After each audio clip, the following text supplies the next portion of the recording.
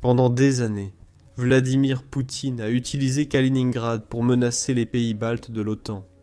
Pourquoi pas? L'enclave est dans une position délicate entre la Pologne, la Lituanie et la mer Baltique. Cela en ferait un point de départ idéal pour une invasion sournoise du territoire de l'OTAN. L'OTAN le sait, et maintenant elle en a assez. Le pire cauchemar de Poutine est devenu réalité, car l'OTAN a commencé à traiter Kaliningrad comme une zone de guerre active, plutôt que comme une menace potentielle. Le message a été envoyé aux dirigeants russes. Utilisez Kaliningrad à vos risques et périls, car les High Mobility Artillery Rocket Systems sont verrouillés et prêts à tirer. C'est ce qu'affirme Euromaidan Press, qui a rapporté le 4 août que Poutine fait face à un problème sérieux qui émerge à Kaliningrad. L'OTAN ne perçoit plus l'enclave comme une menace passive, contrairement au passé. Tout ce qui se passe à Kaliningrad est étudié et suivi de près. Pendant ce temps, les voisins russes de l'OTAN se préparent en silence à un scénario que certains membres considèrent plus comme une fatalité qu'une simple éventualité. Poutine déclenche une guerre avec une nation de l'OTAN. L'Estonie pourrait être l'un des pays que Poutine cible s'il décide d'utiliser Kaliningrad comme point de départ pour une invasion. Et c'est en Estonie que nous allons pour voir comment l'OTAN se prépare à utiliser ses High Mobility Artillery Rocket Systems. Euromaidan Press rapporte que l'Estonie vient tout juste de terminer ses tout premiers exercices de tir réel avec le puissant lance-roquettes multiple High Mobility Artillery Rocket System fabriqué aux États-Unis. L'achat de High Mobility Artillery Rocket System par le pays fait partie d'un plan d'acquisition de 6 unités. L'Estonie renforce ses défenses frontalières et acquiert la capacité offensive de frapper durement Kaliningrad en cas de nécessité. Avec le High Mobility Artillery Rocket System, l'Estonie met la main sur une arme ayant une portée allant jusqu'à 300 km selon le type de projectile utilisé. Bien que cette portée ne permette pas à l'Estonie de frapper Kaliningrad depuis son territoire, ce n'est pas l'objectif si la guerre éclate. L'Estonie pourra déplacer ses unités High Mobility Artillery Rocket System à travers la Lettonie et la Lituanie, lui permettant de frapper Kaliningrad depuis le pays bordant directement l'enclave. S'il y avait le moindre doute sur l'objectif des exercices de l'Estonie, ces cibles simulées dissipent ces doutes. Lors des exercices en Estonie, des bunkers fortifiés, des positions renforcées et des rampes de lancement de missiles étaient utilisés comme cibles simulées. Et tous sont des types d'infrastructures qui ont été développés à Kaliningrad au fil des décennies, rapporte Euromaidan Press. Ce n'est pas la première chose que l'Estonie a faite ces derniers mois, pour montrer à Poutine qu'elle est prête à s'attaquer au problème de Kaliningrad. En juillet, le service de diffusion d'informations visuelles de la défense a rapporté que l'Estonie avait accueilli sur son territoire des soldats de la batterie Bravo de l'armée américaine. Des soldats américains étaient en Estonie pour entraîner et superviser le premier tir réel d'un système High Mobility Artillery Rocket System, conseillant les Estoniens pendant leur apprentissage de cette arme. Skylar Rosecrans, sergent-chef de l'armée américaine et conseiller de la batterie Bravo, avait alors souligné l'importance de cette étape. Ce tir réel de High Mobility Artillery Rocket System est crucial car il permettra de qualifier et certifier tous les équipages, a affirmé Skylar Rosecrans. C'est formidable de voir leur enthousiasme, leur volonté d'être prêts et la fierté qu'ils ressentent pour ce type de mission. Cet exercice était un précurseur de ce que nous avons vu en août. En juillet, l'Estonie a accueilli HAIMAS et réalisé des tirs réels supervisés par les États-Unis. Août a marqué la première fois qu'il a réalisé un exercice de tir réel de manière autonome. Pire encore pour Poutine, l'Estonie ne s'est pas entraînée qu'avec High Mobility Artillery Rocket System. Selon Defense Industry Europe, l'armée britannique a participé à des exercices de tir réels en Estonie au sein d'un groupe de combat multinational. Au Royaume-Uni, les systèmes d'artillerie Archer récemment déployés en Estonie ont été testés. Ces systèmes, équipés d'un canon de 155 mm sur un camion à 6 roues, permettent à l'Estonie de renforcer sa puissance de feu avec une artillerie atteignant des cibles jusqu'à 50 km. Les High Mobility Artillery Rocket System et les Archer, Poutine devrait en trembler, car il sait que ces deux armes pourraient causer de sérieux dégâts à Kaliningrad. Le dirigeant russe sera encore plus terrifié, car ces exercices de tir réels signifient que Kaliningrad est désormais entouré de High Mobility Artillery Rocket System. Non seulement l'Estonie possède des armes, pouvant être transportées en Lituanie si nécessaire, mais la Pologne dispose aussi de High Mobility Artillery Rocket System, pointés sur Kaliningrad. Selon Newsweek en mars 2023, l'OTAN envisage de déployer des High Mobility Artillery Rocket System avec la 16e division mécanisée polonaise, jusqu'à fin 2023. Kaliningrad est menacé de toutes parts. Si Poutine agit, ils pilonneront son enclave avec des roquettes. Pourtant, Poutine a peut-être cru que l'OTAN se préparait à affronter Kaliningrad, mais cela ne signifie pas qu'elle saura quand le combat débutera. L'enclave est tristement célèbre pour son secret, et Poutine ne révèle que rarement comment il compte utiliser ce petit bout de territoire séparé du continent russe. La nature secrète de Kaliningrad pourrait permettre à Poutine de prendre de vitesse l'OTAN, en frappant en premier, rendant inutiles les High Mobility Artillery Rocket System en Estonie et en Pologne. C'est ce qu'espérera Poutine, mais ses espoirs sont déjà anéantis. L'OTAN travaille déjà à s'assurer que rien de ce qui se passe à Kaliningrad n'échappe à l'attention de l'Organisation de défense collective. Au-delà du fait que les High Mobility Artillery Rocket Systems soient concentrés sur l'enclave, l'OTAN envoie des yeux dans le ciel pour surveiller tout ce qui se passe à l'intérieur de Kaliningrad. Les avions Airborne Warning and Control System de l'OTAN ont débuté une surveillance continue au-dessus de la Pologne et de la mer Baltique pour observer l'activité militaire de Kaliningrad, selon Euromaidan Press, le 4 août. La nouvelle est tombée il y a quelques jours que l'OTAN déployait ses avions du système de détection et de commandement aéroporté, ou Airborne Warning and Control System autour de Kaliningrad. Grâce à un rapport de Business Insider du 26 juillet, dans lequel un membre de l'équipe s'est intégré à une unité de sentinelle E-3A opérée par l'OTAN lors d'un vol de 8 heures qui a permis d'observer Kaliningrad et la mer Baltique depuis une altitude de 30 000 pieds. Ce sont les yeux de l'OTAN dans le ciel. Selon Business Insider, la console d'un avion était couverte de triangles clignotants et de forme en U, représentant chacun un navire, un avion de chasse ou un autre objet en mouvement, soit dans la mer Baltique, soit à l'intérieur même de Kaliningrad. L'article cite un officier de l'États-Unis Air Force nommé uniquement Major Ben, qui affirme qu'à 30 000 pieds d'altitude, il est possible de voir presque tout ce qui se trouve au sol. Les capacités d'observation des drones vont terrifier Poutine. Kaliningrad n'est plus l'enclave secrète qu'elle était par le passé. En fait, l'OTAN aurait pu l'observer bien plus longtemps. Les E-3A, utilisés pour surveiller ce qui se passe à Kaliningrad, existent depuis les années 1980, donc la capacité a toujours été là. Mais depuis l'invasion de l'Ukraine par Poutine, il est devenu crucial de surveiller Kaliningrad, ce qui n'était pas nécessaire auparavant. Aujourd'hui, Kaliningrad est vu comme une poudrière potentielle pouvant déclencher une guerre totale entre l'OTAN et la Russie. L'enclave est surveillée en permanence. Chaque objet et chaque impulsion radar provenant de Kaliningrad étant désormais sur le radar de l'OTAN. Bien sûr, cela nous amène à la question évidente. Pourquoi l'OTAN a-t-elle choisi de mettre autant l'accent sur Kaliningrad en ce moment ? Il y a plusieurs raisons, à commencer par les cyberattaques et les ingérences politiques qui semblent provenir de l'enclave. La presse Euromaidan affirme que ce type de problème a augmenté dans les États baltes ces derniers 6 mois. L'Estonie signale des piratages de son infrastructure étatique. En Lettonie, des groupes liés à la Russie financent des rassemblements politiques pour renforcer l'influence déclinante de Poutine dans le pays. Et en Lituanie, le brouillage système de positionnement global sur les avions commerciaux met en danger les appareils qui survolent l'espace aérien du pays. Cette vague d'attaques n'est que la partie émergée de l'iceberg hybride russe. Les médias ont souligné en juin que les cyberattaques de la Russie contre les États baltes ne sont pas nouvelles. Dès 2017, l'ancien président estonien Toomas Hendrik Ilves soulignait l'influence cybernétique que Vladimir Poutine tentait d'exercer. Il n'est pas nécessaire de pirater le réseau électrique ou d'attaquer avec des chars. Si vous pouvez pirater les élections et changer les politiques d'un pays, a déclaré Hendrik au Conseil de l'Atlantique. Depuis plus de 5 ans, avant l'invasion de l'Ukraine par Poutine, les pays baltes ont constamment été la cible de l'agression russe. Poutine a utilisé le réseau au lieu des chars pour nuire aux 3 pays. Kaliningrad joue un rôle clé dans beaucoup de ces cyberattaques. Grâce à sa position entre la Pologne et les États baltes, elle est idéalement située pour les attaquer. L'Institut MacDonald-Laurier du Canada a même qualifié l'enclave de dague pointée vers le cœur de l'Europe. Dans un article de juillet 2024, il souligne que Kaliningrad semble avoir retrouvé sa posture de la guerre froide, lorsque la Russie l'utilisait comme une menace constante pour l'Europe. L'Institut MacDonald-Laurier mentionne plusieurs cyberattaques liées à l'enclave de Kaliningrad, dont un incident en avril 2024 où 2 avions ont dû faire demi-tour en vol à cause de brouillage système de positionnement global. C'est ce type de brouillage et de spoofing qui est utilisé aujourd'hui. Cela provoque actuellement le chaos dans l'espace aérien balte et des problèmes pour les navires en mer Baltique. Sur le plan politique, nous avons mentionné plus tôt que des groupes politiques financés par Poutine organisent des manifestations pro-russes dans le pays.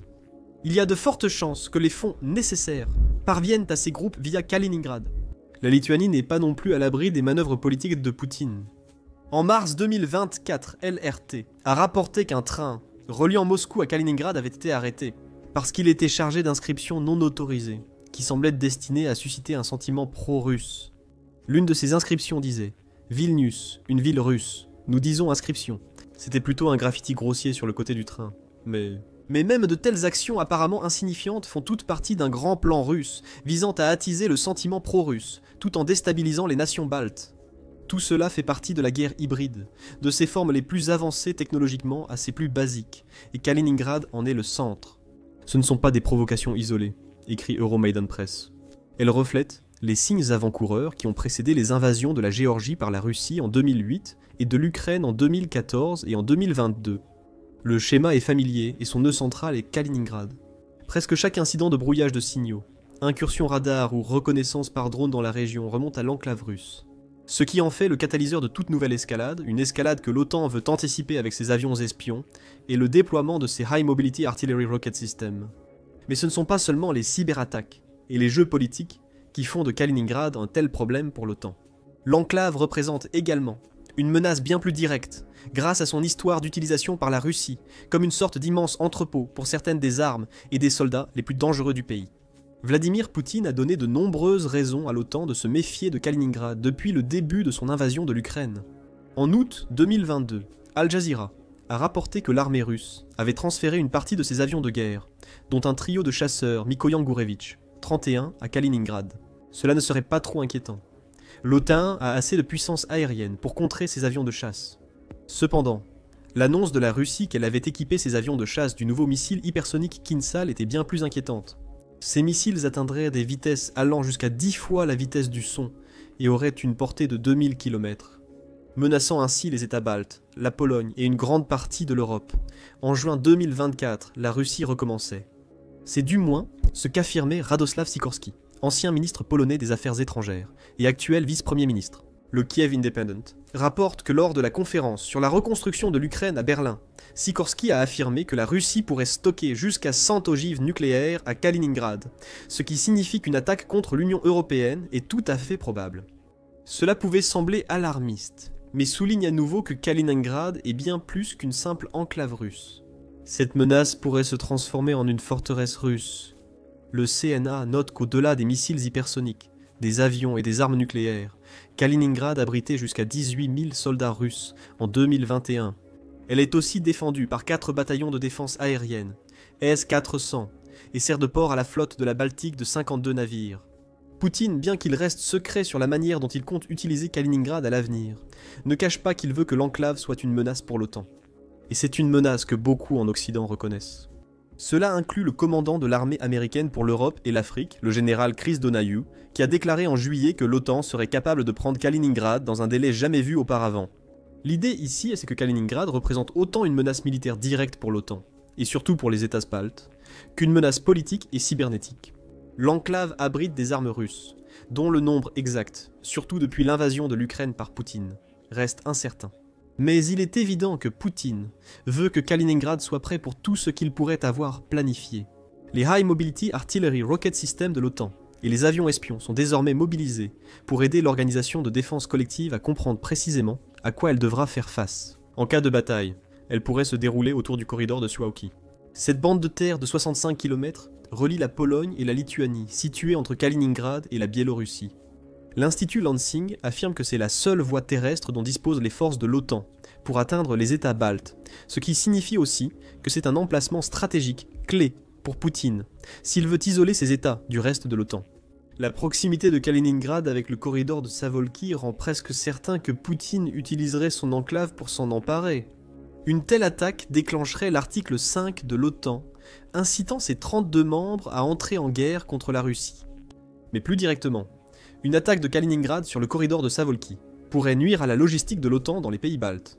Cela permettrait peut-être à Poutine de mener une invasion éclair pendant que l'OTAN essaie de s'organiser.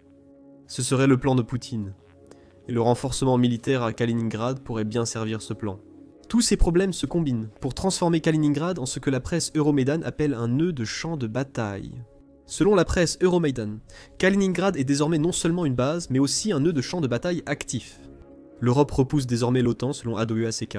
Des avions de surveillance effectuant désormais des vols continus au-dessus de la Pologne et de la mer Baltique pour surveiller l'activité militaire de Kaliningrad. Cela nous ramène à l'Estonie et au High Mobility Artillery Rocket System polonais, aux yeux de l'OTAN dans le ciel et à tout ce que fait l'OTAN, ce qui montre qu'elle traite Kaliningrad comme une zone de guerre active. Ces exercices pour militaires de l'OTAN semblent esquisser un plan de bataille hypothétique visant à neutraliser rapidement Kaliningrad en cas de conflit.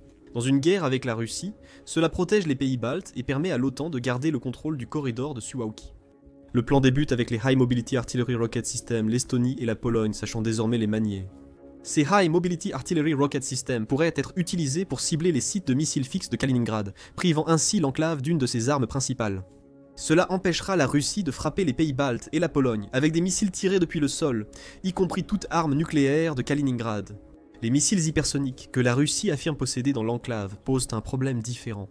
Lancés depuis des avions, l'OTAN devrait déployer ses chasseurs et bombardiers pour détruire les bases aériennes de Kaliningrad. Les avions espions pourraient jouer un rôle ici. Leur passage constant révèle l'emplacement de ces bases, tout en fournissant une tonne de données que l'OTAN peut utiliser pour contourner le brouillage système de positionnement global de la Russie et d'autres cyberattaques.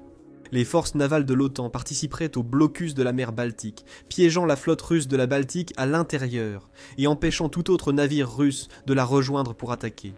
Le corridor de Suwałki, protégé de l'assaut initial de missiles depuis Kaliningrad, serait renforcé par des troupes terrestres qui pourraient se déployer en Pologne et dans les pays baltes pour attaquer l'enclave des deux côtés. Les troupes pourraient se positionner avant une nouvelle attaque de Vladimir Poutine depuis Kaliningrad, grâce aux informations collectées par les avions espions de l'OTAN. C'est le scénario hypothétique avancé par Euromaidan Press, basé sur ce que l'OTAN fait actuellement avec ses unités High Mobility Artillery Rocket System et l'observation de Kaliningrad.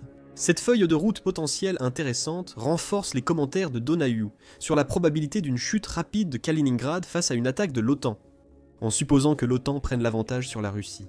C'est précisément ce que font actuellement l'Estonie, la Pologne, les autres pays baltes et l'OTAN dans son ensemble. L'approche envers Kaliningrad a évolué. L'OTAN n'est plus passive, et traite désormais l'enclave comme si elle était déjà une zone de guerre. Cela ne signifie pas pour autant que des roquettes vont voler et des troupes défiler immédiatement. Mais dès que Poutine montrera ne serait-ce que la moindre intention d'utiliser Kaliningrad pour ce qu'il semble être en train de préparer, l'OTAN s'assure qu'il agisse en gardant à l'esprit ce message. L'OTAN est prête. Évidemment, la situation pourrait ne pas en arriver là.